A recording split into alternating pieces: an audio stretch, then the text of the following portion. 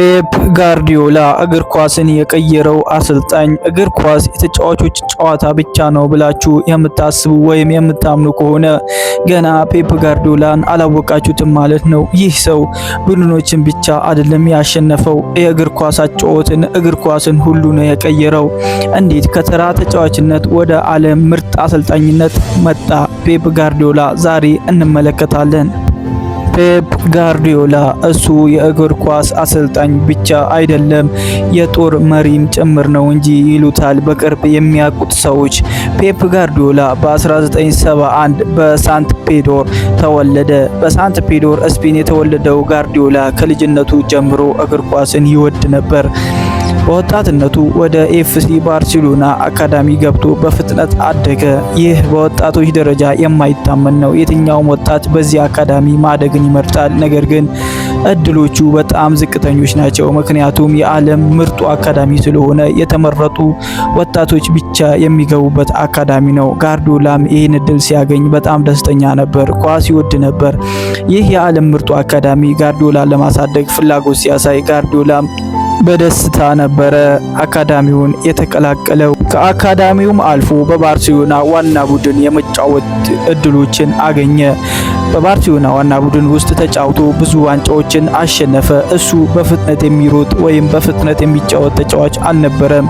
በፍጥነቱ ብዙ ሰዎች ያሾፉበትም ነበር። ነገር ግን ጨዋታዎችን የሚያነብበት መንገድ፣ የሚጫወተው የአእምሮ ጨዋታ፣ ሜዳ ውስጥ የሚሰራው ስራ ሁሉንም የሚያስገርም ነበር።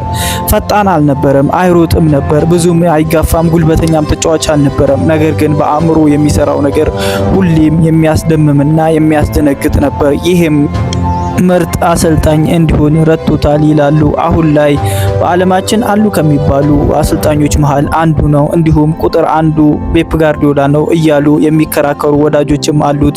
አሁን ላይ ቁጥር አንዱ የእግር ኳስ አሰልጣኝ ፔፕ ጋርዲዮላ ነው እያሉ የሚከራከሩት የጋርዲዮላ ወዳጆች ማስረጃቸውን በሚገባ ያቀርባሉ። ማንኛውም አሰልጣኝ እየተዘዋወረ የዓለምን እግር ኳስ እንደ ጋርዲዮላ የደመሰሰ የለም ይላሉ። በስፔን ጀመረ፣ በስፔን ያላሳካው ዋንጫ የለም።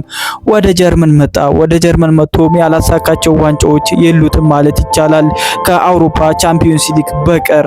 ወደ እንግሊዝ መጣ፣ ከባዱ ሊግ። ወደ እንግሊዝ ሲመጣ ፔፕ ጋርዲዮላ አሁን ይፈተናል። ይህ የእንግሊዝ ፕሪሚየር ሊግ ነው፣ የጀርመን ቡንደስሊጋ አይደለም፣ ወይም የስፔን ላሊጋ አይደለም እያሉ የእንግሊዝ ፕሪሚየር ሊግ ወዳጆች ጋርዲዮላ ላይ ለማሾፍና ጋርዲዮላን ለማናናቅ ሞክረው ነበር። ነገር ግን ጋርዲዮላ መጣና እንግሊዝ እግር ኳስን በጠቅላላ ቀየረው። ስፔን ላይ ያላረገውን እንደውም ጀርመንም ላይ ያላረገውን እንግሊዝ ላይ አረገው። እንግሊዝ ላይ ያላረገው ነገር የለም ማለት ይቻላል። የአሰልጣኝ ህይወቱን ከመጀመሪያው ስናይ በ2008 የባርሴሎና ዋና አሰልጣኝ ሆኖ ተሾመ። በዚህ ሹመት ላይ ብዙ ሰዎች ጥርጥር ነበራቸው። ባርሴሎና ምን ነካው? ይህን ትልቅ ቡድን ለዚህ ወጣት አሰልጣኝ እንዴት አሳልፎ ይሰጣል? እያሉ ብዙ ሰዎች ጥርጣሬያቸውን እየገለጹ ነበር። ነገር ግን ተአምሩ በዛው አመት ጀመረ። ጋርዲዮላም ባርሴሎናን አላሳፈረውም። በመጀመሪያ አመቱ ቡድኑ ወደ ታሪካዊ ስኬት መራው። ጋርዲዮላ በመጀመሪያ አመቱ ታሪካዊ ስኬት እንዲያሳካ ካረጉት ተጫዋቾች በዛ ቡድን ውስጥ ከነበሩ ተጫዋቾች መካከል ሊዮኔል ሜሲ፣ ዣቪ፣ አንድሬስ ኢኔስታ የመሳሰሉ ተጫዋቾች ነበሩ። እነዚህ ተጫዋቾች ተጠቅሞ የኳስ ቁጥጥር የሚመሰረት አጨዋወት አሳየ እና ዓለምን አስደነቀ። ዓለም ጉድ አለ። ጋርዲዮላን የናቁ ሁሉ ተዋረዱ። ባርሴሎናን የተጠራጠሩ ሁሉ አፈሩ። ባርሴሎና ዓለምን የሚያስገርምና የሚያስደንቅ የኳስ አጨዋወት መጫወት ጀመረ።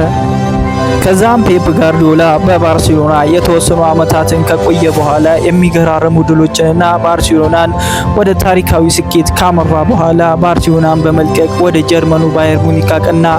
ባየር ሙኒክ ሲሄድ ዋናው የባየር ሙኒክ ዓላማ ጋርዲዮላ ለባየር ሙኒክ የአውሮፓ ቻምፒዮንስ ሊግ እንዲያመጣላቸው ነበር። ነገር ግን ባየር ሙኒኮች የሚፈልጉትን ነገር ማድረግ አልቻለም ነበር። ጋርዲዮላ በባየር ሙኒክ ቆይታው የአውሮፓ ቻምፒዮንስ ሊግን ማሳካት አልቻለም ነበር። ድንቅ ተጫዋቾችና ድንቅ አጨዋወት ሲጫወት የነበረው ባየር ሙኒክ የጀርመን ሊግን ደጋግሞ ማሸነፍ ቢችልም የአውሮፓ ቻምፒዮንስ ሊግ ግን በጋርዲዮላ ዘመን ማሳካት አልቻለም። ለዚህም ይመስላል ባየር ሙኒክና ፔፕ ጋርዲዮላ የተለያዩት። ከባየር ሙኒክ ጋር ከተለያየ በኋላ ቀጥታ ወደ ማንቸስተር ከተማ ወደ ማንቸስተር ሲቲ ነበር ያቀናው። በዚህ ጊዜ ነበረ ጋርዲዮላ ፈተና ይገጥመዋል። አሁን ይጋለጣል። እንግሊዝ እንደ ጀርመንና እንደ ስፔን አይደለም። የእንግሊዝ ሊግ በጣም ከባድ ነው፣ ይፈተናል። አሁን ጋርዲዮላ አይደለም የአውሮፓ ቻምፒዮንስ ሊግ የእንግሊዝ ፕሪሚየር ሊጉን መብላት የማይችልበት ሊግ መጥቷል እያሉ ብዙ ሰዎች ሊያሸማቅቁትና ሊያሳፍሩት ሞከሩ። በማንቸስተር ሲቲም ስራ ከጀመረ በኋላ በመጀመሪያዎቹ አመታት ጋርዲዮላ ትንሽ ተቸገረ። የእንግሊዝ ጋዜጦች ምን ብለን ነበር? ጋርዲዮላ በእንግሊዝ ይፈተናል። እንግሊዝ እንደ ጀርመንና እንደ ስፔን ሊግ ቀላል ሊግ አይደለም፣ በጣም ከባድ ሊግ ነው። ማንኛውም አሰልጣኝ መጥቶ በመጀመሪያና በሁለተኛ አመቱ ስኬታማ መሆን አይችልም እያሉ መፎከራቸውን ቀጠሉ። ጋርዲዮላም የነሱ ግምት የተሳካ ይመስል በመጀመሪያ አመቱ ደካማ አጨራረስን ጨረሰ። በመቀጠልም ጋርዲዮላ ታይቶ የማይታወቅ በማንቸስተር ሲቲ ቤት ውስጥ ታይቶ የማይታወቅ ዝውውሮችን በመፈጸም ያረጁ ተጫዋቾችን በማስወጣት በወጣትና በአዳዲስ ተጫዋቾች በመተካት ሲስተሙን አዳፕት የሚያደርጉለትን ተጫዋቾች ሰብስቦ በማምጣት የሚገርምና አስፈሪ ማንቸስተር ሲቲ የተባለ አዲስ ማንቸስተርን ገነባ። ከዛም በመቀጠል ዓለምን ጉድ ያስባለ ማንቸስተር ሲቲን መመስረት ቻለ። የእንግሊዝ ፕሪሚየር ሊግን አንዴም ሳይሆን ሁለቴም ሳይሆን ሶስቴም ሳይሆን አራቴ ደጋግሞ አነሳ። ኤፍኤ ካፕ፣ ካራቦ ካፕ እንዲሁም በባየር ሙኒክ ያቃተው የአውሮፓ ቻምፒዮንስ ሊግ፣ ሱፐር ካፕ፣ ኮሚኒቲ ሺልድ ያልበላው ዋንጫ የለም። በማንቸስተር ሲቲ ቤት ያላሳካው ስኬት፣ ያልነካው ዋንጫ፣ ያልሳመው ዋንጫ የለም። ይህም በሱ ላይ ሲጠራጠሩና በሱ ላይ ሲያሾፉ የነበሩ ሁሉ እንዲያፍሩ እጅ እንዲሰጡ አረጋቸው። አሁን ላይ እንግሊዝ ሲመጣ ጋርዲዮላ አይችልም፣ አሁን ይፈተናል ሲሉ የነበሩ ሰዎች ሁሉ አሁን ጋርዲዮላ የዓለማችን ቁጥር 1 የእግር ኳስ አሰልጣኝ ነው ይላሉ። የጋርዲዮላ ስኬት ሲጠና ሲበረበር ካጠገቡ የነበሩ ከሱ ጋር የሰሩ ሰዎች ሲያወሩ ጋርዲዮላ እግር ኳስን እንደ እግር ኳስ ብቻ አይደለም የሚያየው። ጋርዲዮላ 11 ተጫዋቾች ከተቃራኒ 11 ተጫዋቾች ጋር በአንድ ሜዳ የሚፋለሙትን ፍልሚያ እንደ እግር ኳስ ፍልሚያ ብቻ አይደለም የሚያየው፣ እንደ ጦር ሜዳ ነው የሚያየው ይላሉ። ጋርዲዮላ አይደለም ተሸንፎ አሸንፎ ራሱ አይረካም። የዚህ አለመርካቱ አሸንፎ ራሱ አለመደሰቱ፣ ደስታንና እርካታን አለማብዛቱ ለስኬቱ ዋነኛው ምንጭ ነው ይላሉ በቅርብ የሚያውቁት ሰዎች።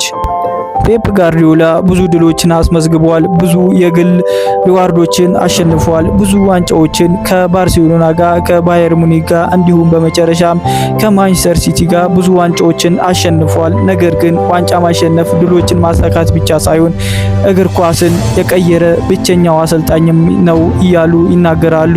እናንተስ ፔፕ ጋርዲዮላ የምንጊዜም ምርጥ አሰልጣኝ ነው ወይ እያልን እንጠይቃለን። መልሶቻችሁን በኮመንት አጋሩን። የምንጊዜ ምርጥ አሰልጣኝ ለእናንተ ማን ነው? እውነት ሰዎች እንደሚሉት ፔፕ ጋርዲዮላ የምንጊዜው ምርጥ አሰልጣኝ ነው ወይ? የዛሬ ቪዲዮአችን ይህን ይመስል ነበረ። በቪዲዮ ዙሪያ ያላችሁን ማንኛውም ሀሳብና አስተያየታችሁ በኮመንት ንገሩን፣ እያየን እናስተካክላለን።